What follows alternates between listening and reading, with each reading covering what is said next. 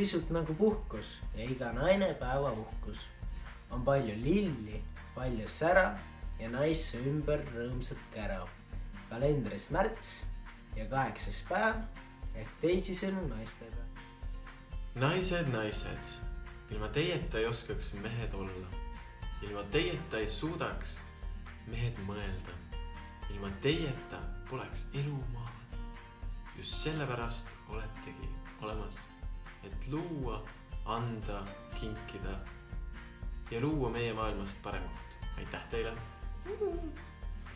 1000 suurt ja väikest lille õitsevad vaid sulle. Naine võib olla kui lumelill, külm, kaunis ja kauge.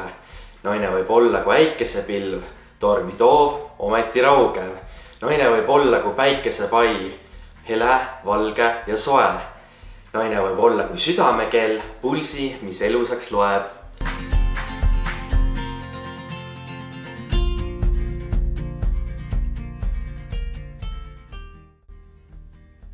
Kallid naised, ma tahan teile öelda, et te olete väga ilusad, kaunid, targad,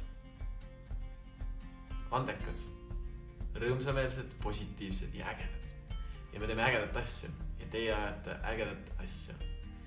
Nii et isegi see karu, ma rääkisin teile meie nädalavahetusest ja siis ta oli väga õnnelik kuuldes, kui ägedad inimesed on kokku sattunud ja just teie naiste vaim ja erksus tegid selle nädalavahetusele väga suure töö.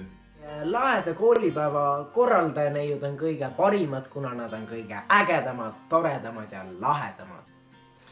Laheda koolipäeva kõik neiud on väga ilusad ja teevad oma tööd südamega. Selleks on 2 põhjust.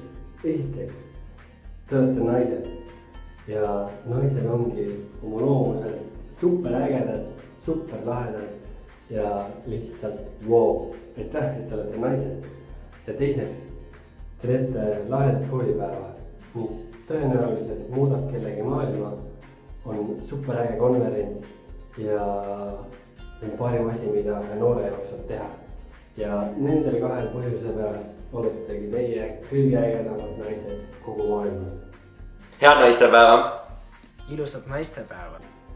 Head naistepäeva! Soovin teile ilusat naistepäeva. Mina ka.